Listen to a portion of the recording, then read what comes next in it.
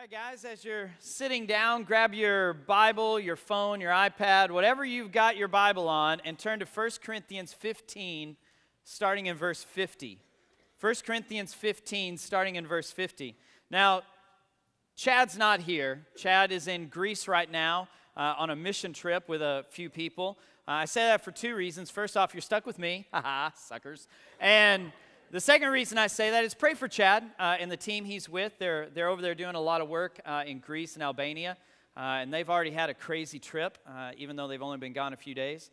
So be praying for them. They've got a lot going on over there. We are finishing up this week, is our last on this series, Love is a Battlefield. Last week, Chet did a great job of moving into what I'm talking about today. He spoke and ended his message last week on 1 Corinthians 13. And the last passage of 1 Corinthians 13 is that passage that says, "For these three remain, faith, hope, and love, but love is the greatest." And Chet's whole focus last week was on love, so my focus this week is going to be on faith and hope. Faith being that we have faith in Christ, that we have a life-changing relationship with Jesus Christ, and that's where our faith is based. And our hope is in heaven, and that's going to be the bulk of what I talk about this morning is about heaven. Now, let me just say right off the bat that I'm not going to talk about hell very much. It's summer in Havasu. I figure you get enough of hell as it is.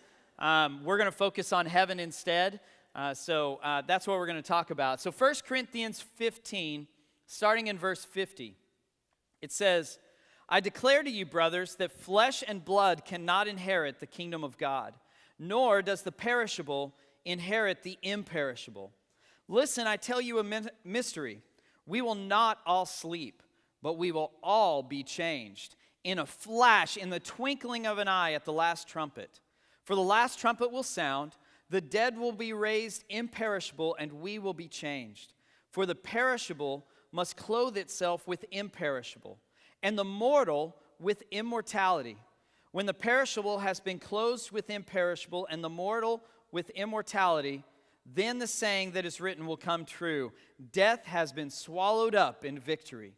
Where, O death, is your victory? Where, O death, is your sting? The sting of death is sin, and the power of sin is the law.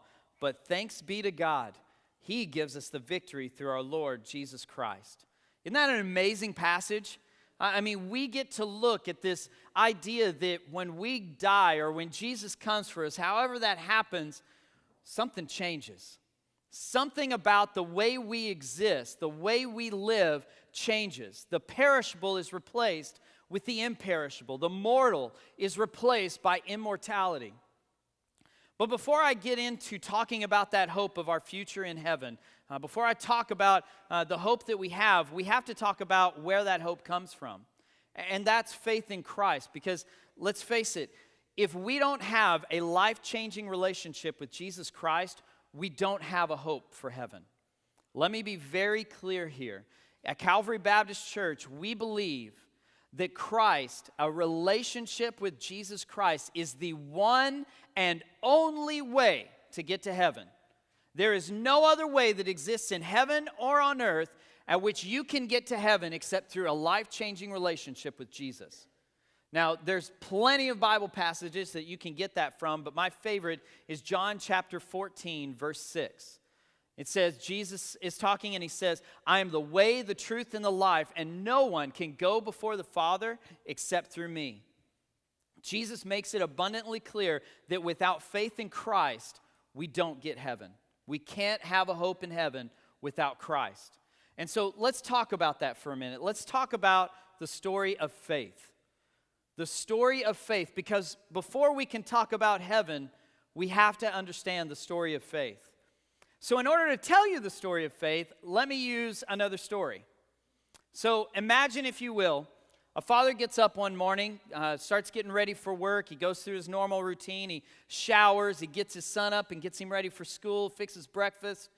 And in the process, he turns the news on. And there's only one story that the news is covering.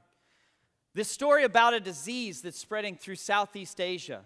And everyone who is exposed to it catches it. And everyone who catches it dies.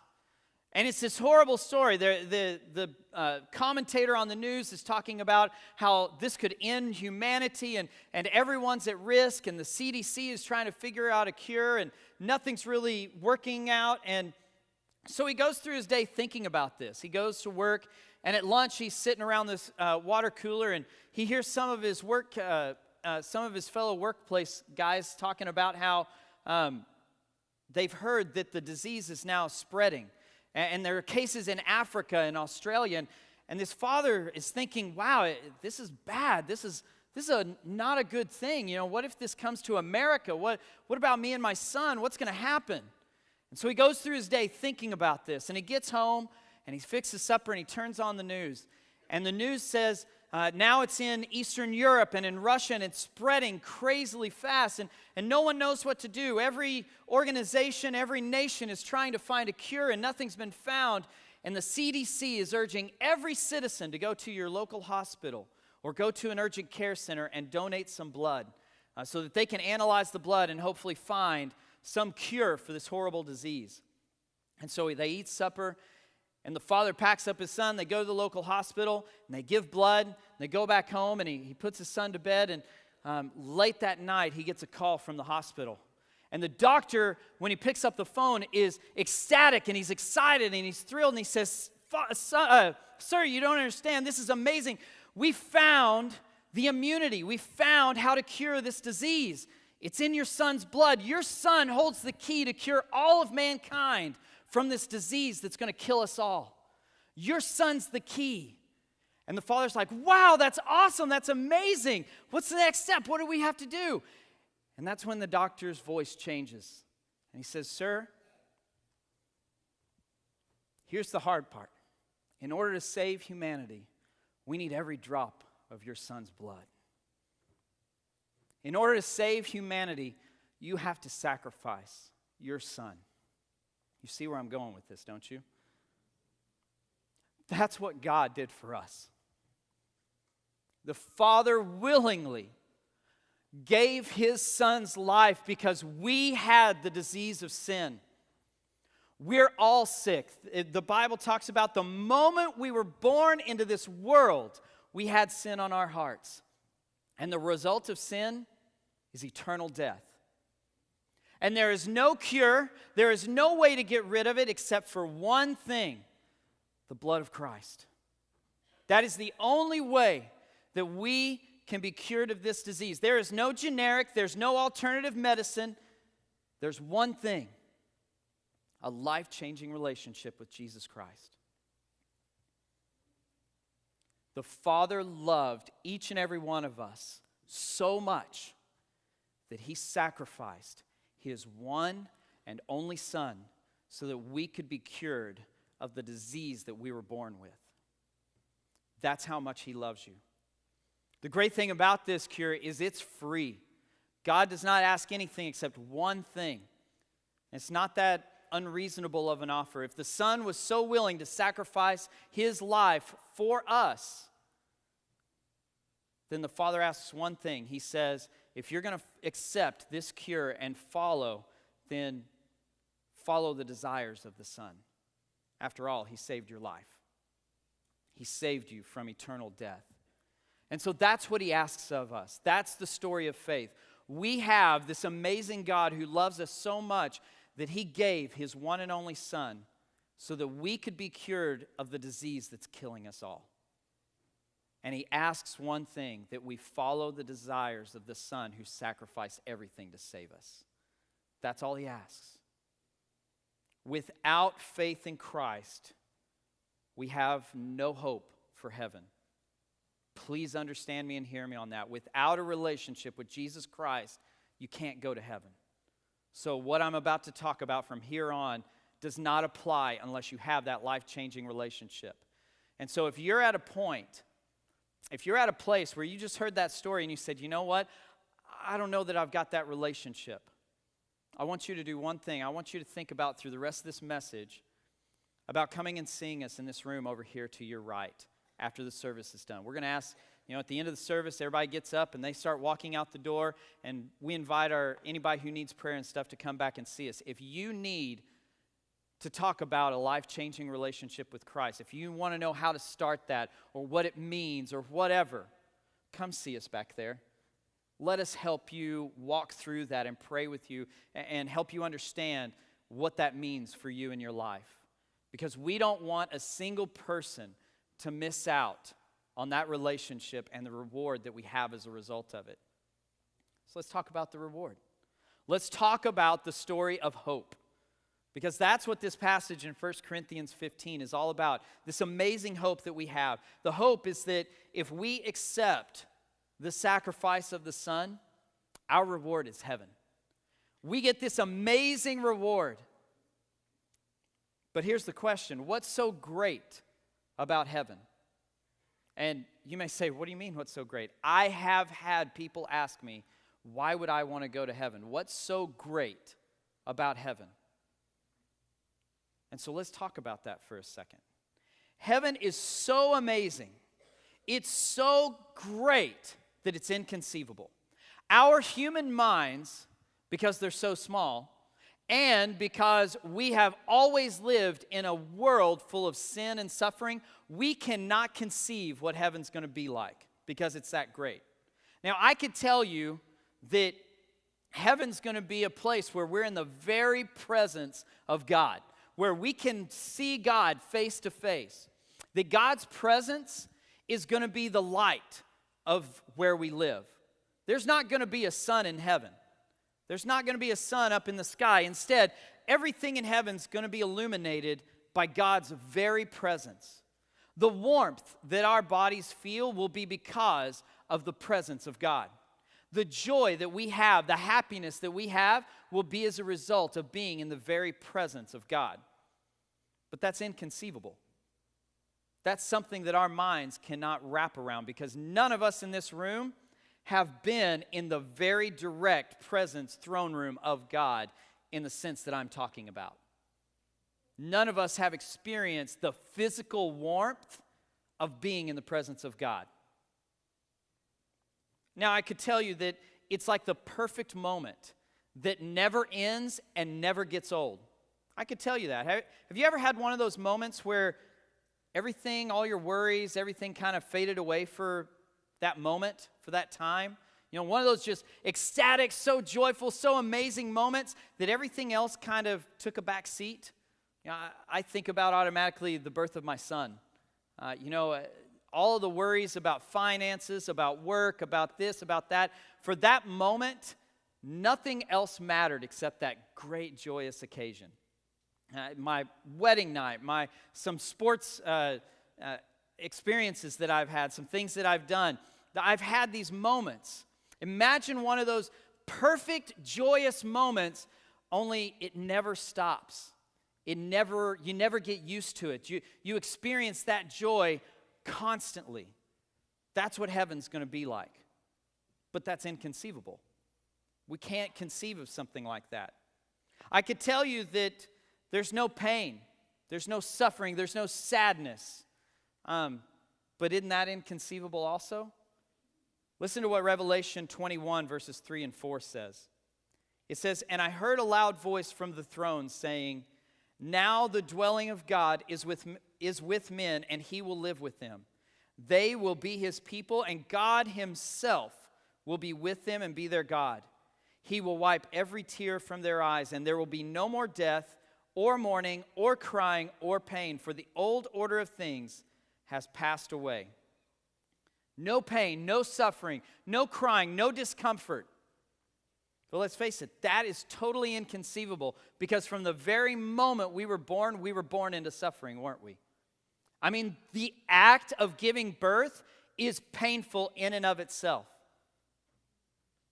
Why does a baby cry when it's born? Because it's uncomfortable.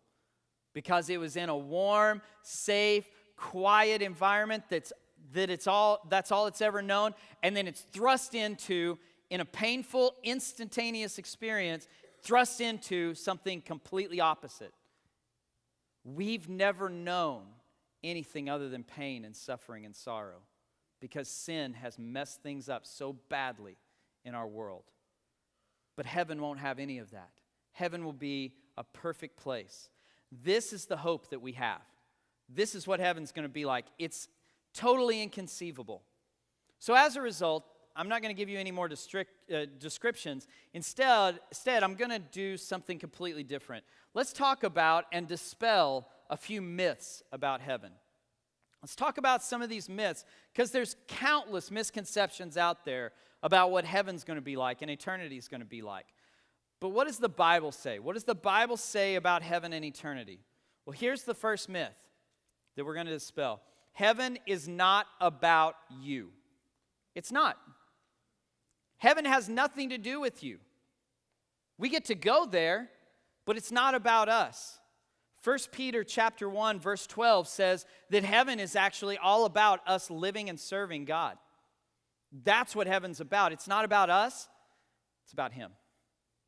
That's what heaven's about. Isaiah 65 talks about how we're going to work when we're in heaven. We're going to build houses. We're going to plant crops. We're going to eat. We're going to hang out with people. We're going to do things. We're not just going to sit around all day with nothing to do. We're going to do things all the time. But Isaiah 65 says that the things we do will be joyful. That working, doing things, it's going to be fun. It's going to be exciting. It's going to be things that we want to do. I mean, think about it for a second. Why is work unpleasant? Because of sin. Or because of Havasu heat. One of the two. But the reason that work is not enjoyable is because sin has messed it up. Think about Adam in the Garden of Eden. He enjoyed working in the trees and hanging out with the animals and working the land. He enjoyed that until sin came in. And then sin came in, and one of the curses was that his work was not going to any longer be easy or fun. His work suddenly changed. So when we get into heaven, it's going to be like it was in the Garden of Eden, where we enjoy doing these things. We're going to get to do the things that we're good at, and we're going to love doing it all the time. It's going to be perfectly joyful. Which brings me to a side note. What am I going to do? Because I don't think you're going to need a preacher in heaven. If you're in heaven, I doubt you're going to need somebody up on a stage or in a Bible study teaching you about God, because God's there teaching you about Himself. So what am I going to do? Well, Chad and Chet and I had this discussion earlier this week, and we decided maybe we'll clean toilets. We couldn't come up with anything better because we just don't know what we're going to do. Which leads me to another question. Do we poop in heaven? Do we? I mean, some of you may be offended, but this is a real life issue, because Luke 22 verse 18 says that we'll eat in heaven. So will we poop there also? Well, Chad really nailed it. He said, yeah, we'll probably poop in heaven, but it will smell like roses, so I'll clean toilets all day.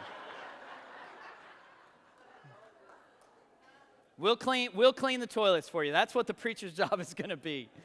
So, okay, I better stop. Let's go ahead and move to the next myth. The next myth is we won't sit on clouds with wings and harps. We won't sit in the clouds and sit on a cloud with the cute little wings and a little harp playing all the time. You may get a halo, that's right. But if you were to grab my iPod and look through my music list and all the genres that I've got almost everything that you can imagine as style of music in my iPod, except harp music. I don't have a single song that's dominated by a harp. And I don't know that I would really enjoy sitting in heaven playing a harp all the time or listening to someone else play a harp. It's because we're not going to do that. That's not what heaven's going to be like. We're going to work, we're going to do things, we're going to be active all the time, and it's going to be fun. But the greatest thing about it is we're going to get perfect bodies that are not corrupted and not ruined because of sin. You're not going to have to worry about your knee wearing out or falling and breaking a hip or messing up your shoulder playing baseball. You're not going to have to worry about any of that. You're never going to get a stomachache. You're never going to get pain or suffering. You're never going to be uncomfortable. You're never going to be too hot or too cold. Everything's going to be just right. And your body is going to be perfect. Which leads me to a question. that I get asked all the time when it comes to heaven. Well, when I get my perfect body, am I going to be in my 20s? Am I going to be the age when I die? What am I going to get? I don't know. You know, I'm hoping that I don't get this with my balding head and, bad teeth and things like that and acid reflux. I'm hoping I get something a little better looking. You know, I used to have hair. There was a time. Anytime that one of my students gets on my Facebook page and sees a picture of me of when I had hair, I always get a comment of how creepy it is because no one's ever seen me with hair. I hope I have hair in heaven. That'd be really nice. I kind of pulled the bait and switch with my wife. When I got married, I had hair.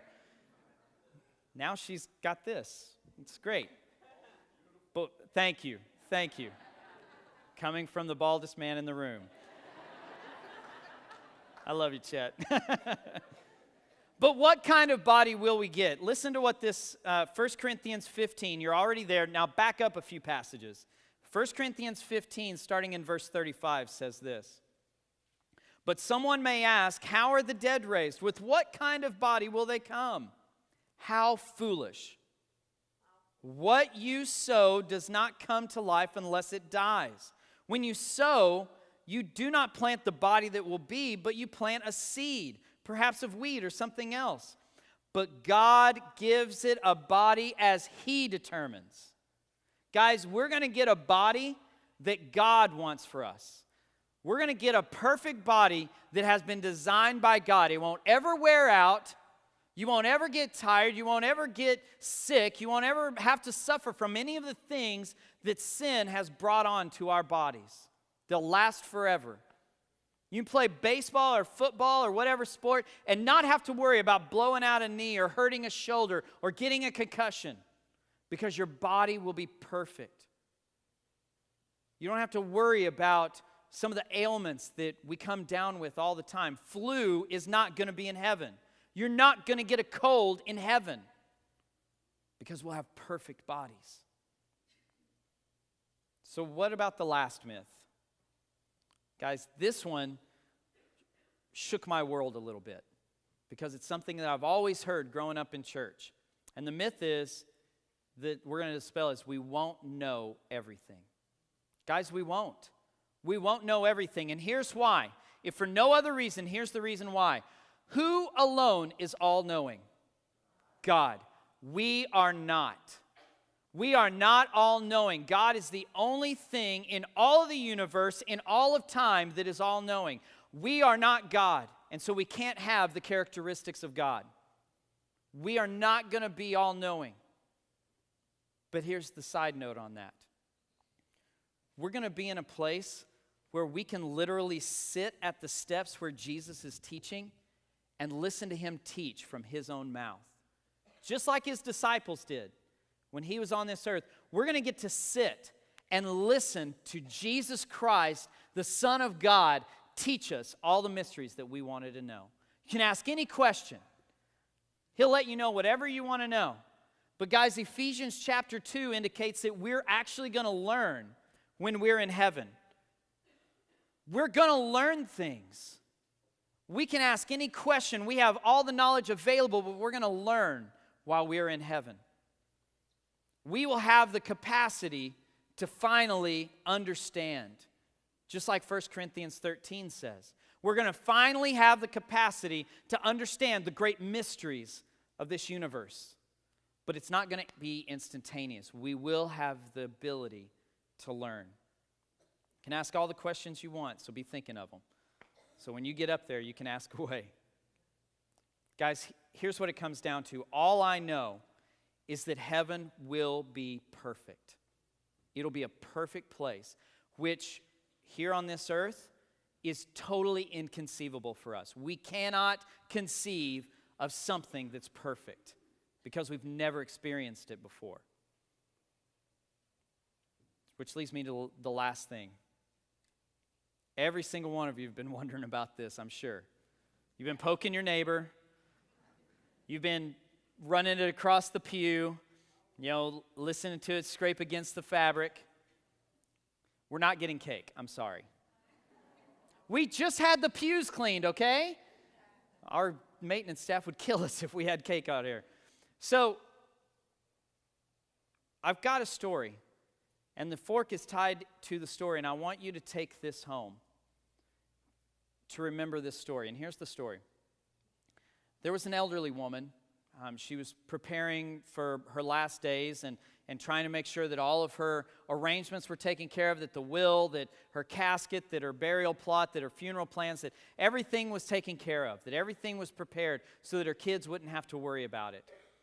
And so she sits down with her kids, and she goes through the will, and she goes over, well, I want this casket, and I'm going to be buried here, and here's what I want in my funeral. And then she says something a little odd. She says, and I want to be buried with a fork in my right hand. And her kids go, wait, what? What? Why would you want to be buried with a fork in your right hand? And she says this. She says, when I was a child, in my family, when we ate dinner or lunch or whatever, when we were done, we would all gather up the plates and all take them into the kitchen and start cleaning up. And she said, but ever so often, Mom would say, hold on to your fork. And all of the kids in the family knew exactly what that meant. It meant that dessert was coming. It meant that whatever they had just eaten was about to be completely overshadowed by something delicious. So they were going to hold on to their fork. That whatever they had just eaten was basically, they just had to get through it so that they could get to the good stuff. She knew that when her mother said, hold on to your fork, she knew that that meant the best is yet to come. Ladies and gentlemen, the best is yet to come. This life is not the best. Sin has messed things up. We suffer, we hurt, we feel pain.